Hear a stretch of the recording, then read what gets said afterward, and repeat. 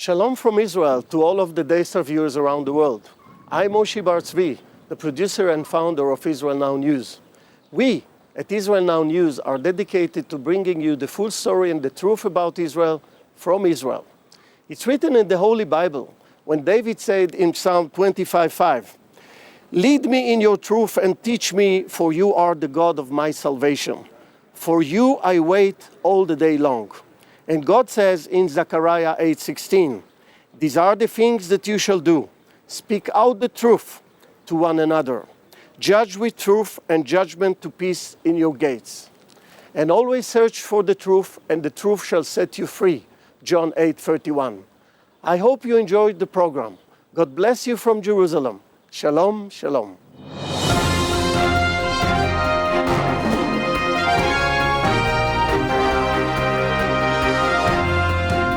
Welcome to Israel Now News. I'm Yochanan El Rome. And I'm Erin Viner. In our top story, the world is galloping towards a dangerous deal with Iran.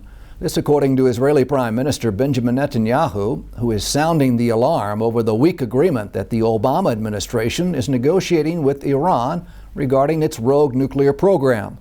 His remarks come just weeks before a negotiations deadline scheduled for the end of March. Despite pushing this deadline off 2 other times, the U.S. has made even greater compromises during this round of talks, leaving the Jewish state extremely vulnerable. U.S. President Barack Obama recently admitted to operating with very real differences from Netanyahu in respect to Iran. Washington has reportedly proposed a compromise which would allow the hardline Islamic Republic to keep much of its uranium-enriching technology intact, including 10,000 centrifuges currently in operation. The proposal stipulates only that centrifuges be reconfigured to reduce the amount of enriched uranium they produce. Nuclear experts, however, have cautioned that any reduction in centrifuge efficiency can be reversed quickly and easily. This compromise was proposed after Tehran outright refused the U.S. stipulation that Iran reduce the number of centrifuges it uses to enrich uranium. This capitulation will enable the Ayatollahs to continue to progress towards their goal of building an atomic bomb, which Iran has clearly stated it will use to destroy Israel. Fallout continues over the acceptance of Israeli Prime Minister Netanyahu of an invitation to address the United States Congress next month. Concerned over the disastrous deal that the U.S. is negotiating with Iran, Speaker of the House John Boehner asked Netanyahu to speak to a special joint session, but issued the invitation without first consulting the White House, infuriating the Obama administration. In response to the breach of protocol, Obama is refusing to meet with Netanyahu during his visit, and Vice President Joe Biden has announced that he will not attend Netanyahu's address. In the aftermath of the brutal public burning of a Jordanian Air Force pilot, Jordan has vowed to wipe ISIS from the face of the earth. The Royal Jordanian Air Force has conducted scores of bombing raids against the Islamic State in Syria, and the chief of the Jordanian Air Force announced that the Hashemite Kingdom had carried out 56 attacks in 3 days alone.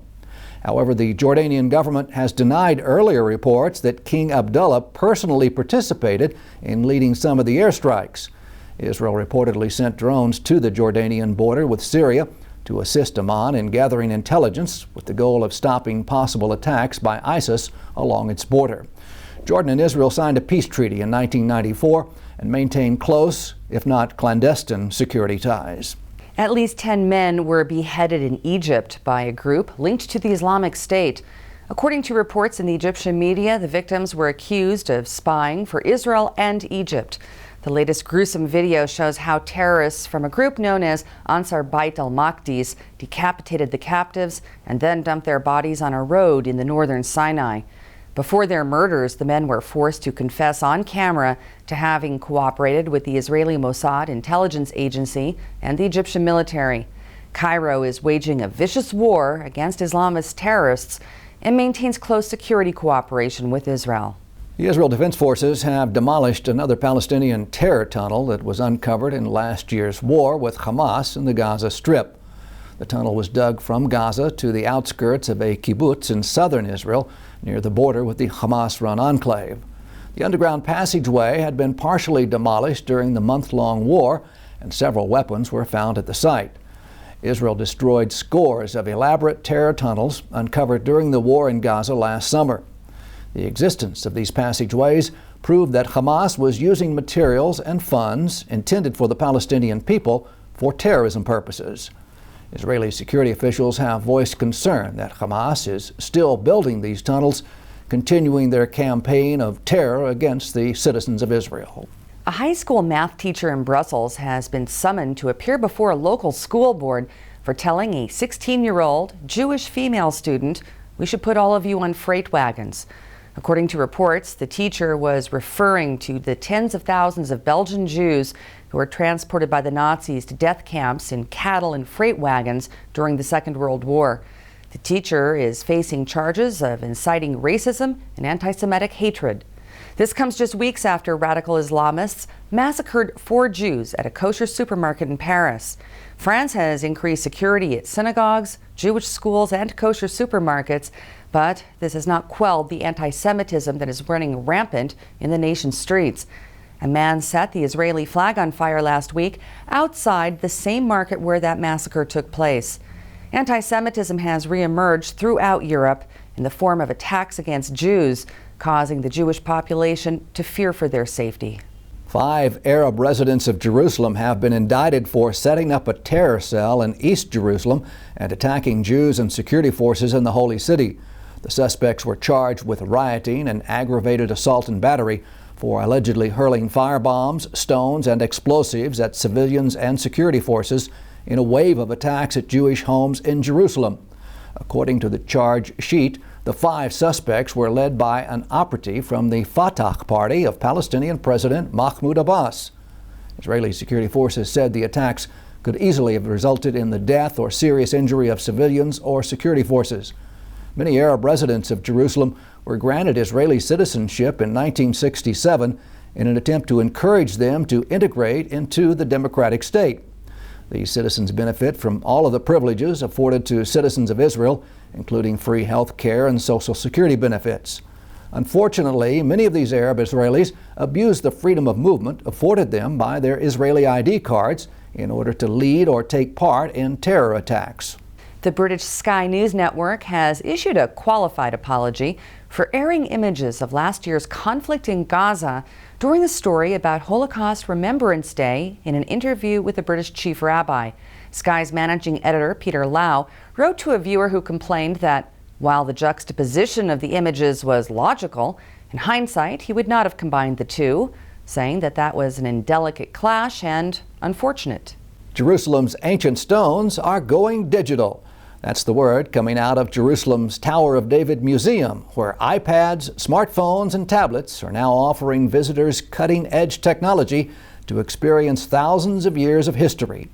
The museum, which is located just inside the Jaffa Gate of Jerusalem's Old City, is a top tourist attraction. And in a brilliant move, the Tower of David Museum has partnered with former members of the Israel Defense Forces, R&D experts, and flight squadron commanders who are offering the latest in digital technology for this cultural heritage site.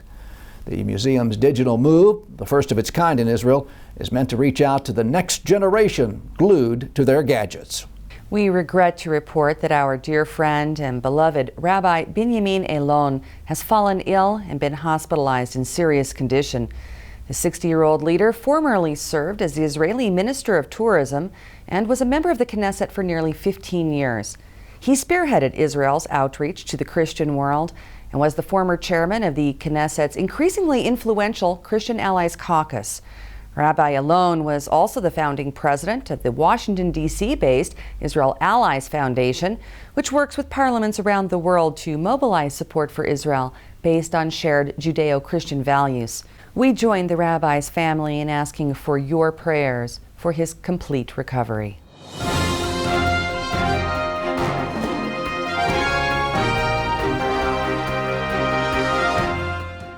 That concludes the news portion of our show. Stay tuned for Ask the Source with Josh Reinstein.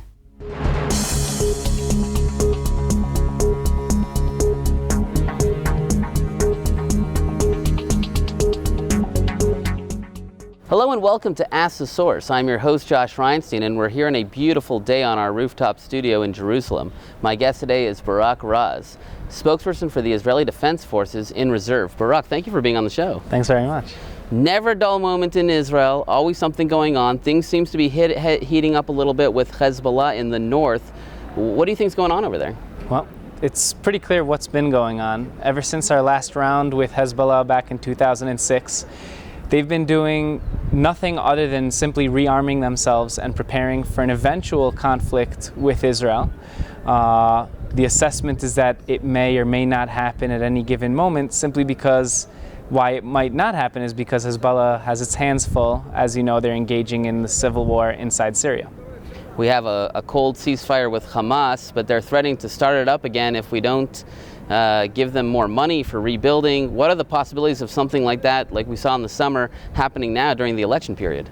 The issue with elections has always been a sensitive one. On the one hand, it's a time that Israel's various adversaries and allies, people around Israel, regardless of how they feel about it, are eager to see in what direction Israel is going to go. But of course, extremists have always, historically speaking, done what they can in order to try to influence that, where it has been traditionally in their interest to increase pressure on installing a more radical, what they see as a radical government in Israel. Recently, we've caught a few cells from ISIS here in Israel. Do you think that that's going to become a more frequent thing, or is that kind of like a blip in the political map here? Well, the question is, what does it all mean, and who are they really connected to? When you take a look at these cells, there was one that was caught in Hebron a few months back, which did have actual ties with the organization. More recently, you had a cell found in Israel's north, which the question today is being asked whether or not they actually have ties, or it's more of a copycat who is trying to reach out. Nevertheless, this is part of an overall trend that's happening throughout the Middle East, where various forces are pushing people to these radical parties. And I don't know if it really matters that whether an actual tie exists or not. The mere fact that they're trying to copy it, the mere fact that they're trying to emulate and even honor that sort of approach to the world is danger enough. You know, we saw that the PA, the Fatah party, Abbas, joined forces in a unity government with Hamas, the internationally renowned terror organization. Yet it hasn't been a happy coming together. There's been a lot of accusations on both sides. Most recently, the president of the PA, Abbas, claims that Hamas and Israel made some sort of agreement with Egypt to take over the Sinai. What does this rhetoric all mean, and what does it mean for this national unity government, this unity coalition? Look, ultimately, Hamas and Fatah, it's important to remember that they're bitter enemies. Any attempt to create some sort of unity government is something that's born out of the desire of each of these two groups to empower themselves in the Palestinian public, and they feel that through unity they'll be able to increase their public support. Whether or not it'll hold water, though, that's a question that isn't really up for Israel to decide. It really rests on the fact that these two groups simply don't see eye to eye. There are a lot of absurdities in such a unity agreement. There are a lot of contradictions that exist in this type of behavior, because on the one hand, you have players who don't recognize Israel, Hamas, but on the other hand, they're seeking to speak with a group that engages in a form of communication with Israel, and vice versa, where Fatah claims that it doesn't engage in terrorism, but on the other hand, it seeks to create a unity government. So this is just some of the way in which this unity government affects Israel, but a lot of it really is more of an internal issue. And again, most of it is probably, it's not, today anyway, it's not worth the paper it's printed on. Are they really bitter enemies? Because in the time of Arafat, we saw that on one hand in English he was speaking about peace, in Arabic he was speaking about war, yet he was funding the terrorist organizations as a separate entity, but they were really connected. Isn't that the same thing going on with Hamas and Abbas? Well, these types of situations require an ongoing assessment. If you ask, traditionally speaking, there's a very sharp difference between Abbas's approach and Arafat's approach. And you're correct in recognizing that Arafat did fund terror at the same time that he spoke about peace. The way Abbas's approach is, at least up until today, it's that it is in fact a little bit different. However, Israel does need to remain prepared for the event that things should change as they have in the past, which is why the IDF does prepare itself for even the worst of scenarios. The topic that we just talked about, a unity government between Hamas and Fatah, is obviously a turn for the worse. Whether or not it actually holds water at this point in time, the answer is probably not, but you never know how that can develop in a negative way and how it can affect Israel in a negative way, which could possibly require some sort of response. One thing we didn't bring up is the elephant in the room, which is Iran. You know, Hezbollah and Hamas are seen as satellite armies of the Iranian regime. As the timeline gets closer to the deadline for Iranian talks with the United States and Iran, do you think things are going to heat up here to put pressure on the talks? Well, you see Iran's active role throughout the region, not only in Israel, but it is trying to, as much as it can, really propel the extremist groups forward.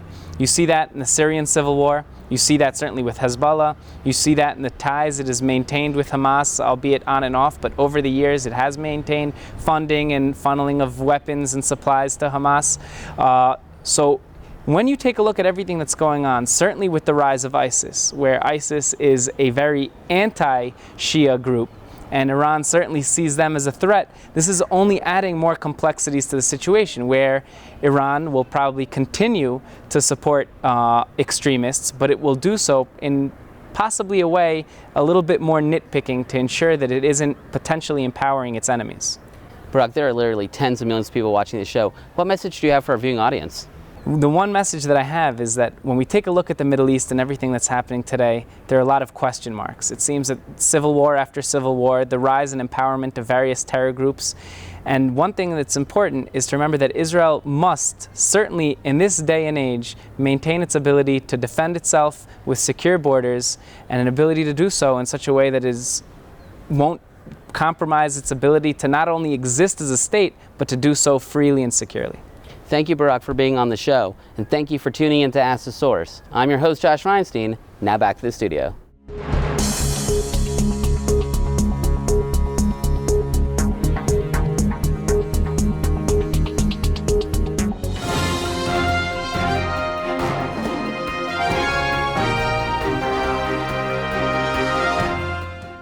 Up next, shining light from Israel.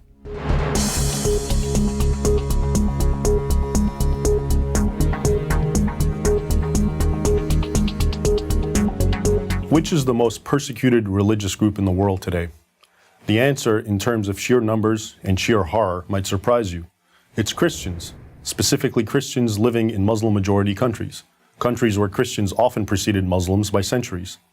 I'm not talking about war on Christmas type harassment. I'm talking about know your place or we're going to kill you persecution. Astonishingly, the Western mainstream media barely acknowledge what is happening. Let's look closer at this issue. It tells us a lot about the world we're living in. 100 years ago, 20% of North Africa and the Middle East, the birthplace of Christianity, was Christian. Today, Christians make up 4% of the population. Much of that decline has occurred in the last decade. In essence, Muslims are rendering North Africa and the Middle East free of Christians. Take Egypt, for example, my ancestral homeland. In just the past 2 years, tens of thousands of Christian Copts have left Egypt. And many others want to leave, but they simply cannot afford to. Why they want to leave is no mystery. On New Year's Day, 2011, the Two Saints Church in Alexandria was bombed, leaving 23 Copts dead and 97 injured. In recent years, dozens of Coptic churches have been attacked, many burned to the ground. In August 2013 alone, the Muslim Brotherhood and its supporters attacked and destroyed some 80 churches. Unfortunately, Egypt is more the rule than the exception. Hundreds of Nigerian churches have been destroyed in recent years, with especially deadly attacks reserved for Christmas and Easter church services, leaving dozens dead or mutilated. Churches have been bombed or burned in Iraq, Syria, and just about every place in the Middle East where churches still exist, except Israel. Christian businesses have been torched, Christian girls have been kidnapped, sold as child brides or slaves, and had acid thrown in their faces for not being veiled. Anyone born a Muslim who converts to Christianity faces jail and possibly execution. The list of fresh atrocities by Muslims against Christians grows longer almost every day. Even in Muslim countries often portrayed as moderate, Morocco, Indonesia, Malaysia, Kazakhstan, Uzbekistan, Christian minorities are under legal pressure not to build churches or evangelize. The Christians in these Muslim countries are often identical to their co-citizens in race, ethnicity, national identity, culture, and language. There is no political dispute between the Christians and Muslims, no land dispute. Vastly outnumbered and politically marginalized, these Christians simply wish to worship in peace. Instead, they are hounded and attacked. So then, why is this happening? And why is the media making so little mention of it? The first question is easy to answer. Christians are being persecuted in Muslim countries because they're Christians, or as the Quran puts it, infidels. That is, non-Muslims who are regarded by many fundamentalist Muslims as inferior. As a fundamentalist interpretation of the holy books of Islam has grown in the last 50 or so years, Christians have suffered, and in recent years they have suffered terribly. I document this in my book, Crucified Again, Exposing Islam's New War on Christians. If this were happening to any other group besides Christians, it would be the human rights tragedy of our time. There would be loud worldwide calls for action. But the silence in the mainstream Western media is, as they say, almost deafening. Why? Because Muslim persecution of Christians throws a wrench in the media's narrative that Muslim violence is a product of Muslim grievance. That grievance is, first and foremost, portrayed as the sin of European colonialism and alleged American imperialism. In the Muslim world's mind, those two sins are personified by the Jewish state of Israel, a nation the Muslim world believes was forced upon it by the colonial powers of Europe following World War II and is currently supported by the United States. Much of the Western world and the Western media have largely bought at least some of this narrative.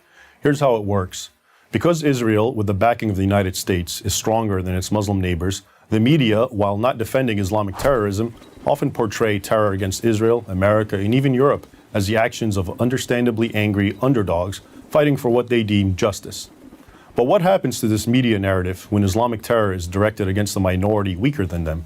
In this case, the millions of indigenous Christians throughout the Islamic world. The answer is that, rather than abandon this narrative, the media just don't report Muslim persecution of Christians, except for the most sensational cases. That's why you probably don't know that there are barely any Christians living in Algeria, Tunisia, and Libya, nations where Christianity once thrived, or that this is happening in Egypt, Iraq, Iran, and even Lebanon. So yes, Christians are indeed the most persecuted religious group in the world today. But reporting it would violate the media's narrative of Christians as persecutors and Muslims as victims.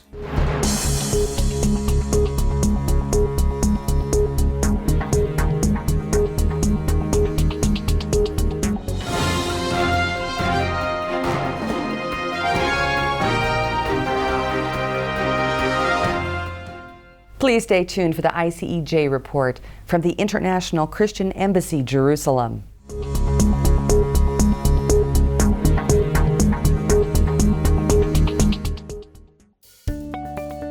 For I will take you from among the nations, gather you out of all countries, and bring you into your own land. Over the past 35 years, the International Christian Embassy have been actively engaged in the fulfillment of biblical prophecy. More than 120,000 Jews have been helped by the Christian Embassy to come back from the four corners of the world here to the land of Israel. The main focal point was always the former Soviet Union, and the people which came to Israel were Russians or from the Ukraine or from Belarus. Today we see a major shift taking place where for the first time the majority of Jewish people which are coming to Israel do come from first world countries. The Hebrew word Aliyah refers to the immigration of Jews from the diaspora to the land of Israel. According to recent statistics published by the Jewish Agency for Israel, immigration to Israel continued to increase in 2014 by 32% overall. While Aliyah numbers from Western Europe were up 177% in 2014, France alone saw its Aliyah numbers increase by 289%. I think that I can clearly tell you that there is a greater interest among French Jews to move to Israel, to make Aliyah, or to consider Aliyah. It is not an operation like an Aliyah operation like we saw from countries like Ethiopia or Russia after the Iron Curtain was lifted, but we see here a great interest, and I believe this is something that is going to grow in this coming year. Ukraine is another European country that has seen a significant increase in Aliyah in 2014. A struggling economy and continued tensions with Russia have contributed to many Ukrainian Jews considering the idea of moving to Israel. Penina Zubarev and her family made Aliyah from Ukraine in 2009. For the Zubarev family, starting a new life in Israel was a challenge. Now it's a lot of Ukrainian Jews think about to leave Ukraine because it's so difficult time now to make money, to care about family. If you decide to leave Ukraine, you lose your Ukrainian citizenship and all benefits. There is something in the atmosphere that is uncomfortable in some places, and people think, what do I do next? And I'm happy that the Jewish people consider Israel, their homeland, as the best alternative. If I can send a message to the Christian friends of Israel around the world is, please do two things. One thing is donate. Give the money that is necessary for the Israeli institutions to make the best way of Aliyah. And the second thing is to pray, because we need the prayers. We need to be in your hearts like we know we are already in, and we need to build this bridge of solidarity, working together for the fulfillment of the biblical prophecy. As you have seen, we are living in a very special time of human history. God is opening a unique window of opportunity for the global body of Christ to actively be involved with the return of the Jewish people back to the land of Israel. Today, you personally can be involved with the fulfillment of biblical prophecy. You can help the Jewish people to return back to the land of their fathers, like the prophets of old foretold. Your donation and your prayer can make sure that the prophetic destiny of the Jewish people will become a reality today. So I want to invite you today to pray for the Aliyah of the Jewish people. Pray for the work of the Christian embassy as we help the Jewish people to return back, but also consider making a generous gift in order to help us to return Jewish people from France, from the Ukraine, back to the land of Israel. We need your support, we need your prayers. May the Lord bless you richly out of Jerusalem.